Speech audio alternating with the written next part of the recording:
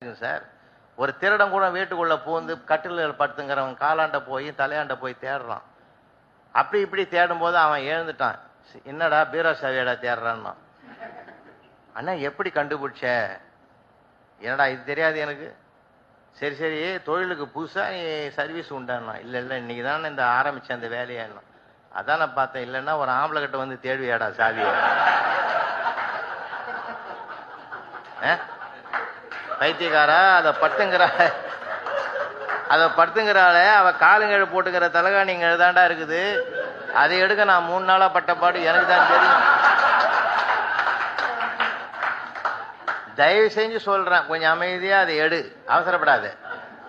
எது வந்தாலும் நான் விட்டு பாத்துங்கிறேன், கவலைப்படாது. மொல்லமா எடுத்துறேன். நான் எடுத்து அந்த பீரோவை தெர உள்ளைங்க பார்த்த மாதிரி 300 ரூபாய் வச்சுக்கிறா. அதை எடுக்கிறதுக்கு நான் முடியலடா. ஏதோ எடுத்துக்கோ, கஷ்டப்பட்டவன் 200 வச்சுக்கோ, எனக்கு ஒரு 100 ரூபாய் கொடுத்து. அவன் போய் பீரோவை திறந்து கஷ்டப்பட்டு எடுத்துட்டு போகும்போது அவன் அழறான். நான் வெளியில கஷ்டப்படுறேன், நீ வீட்டுக்குள்ளே கஷ்டப்படுற. நான் இல்லாத கஷ்டப்படுறேன், நீ வச்சிருந்தே கஷ்டப்படுற. ஆட போடா, நான் இன்னொரு வீட்டுல கூட எடுத்துக்குவேன், ஒன்னால அது முடியாது. இந்த 300 நீயே வச்சுக்கான்ட்டு.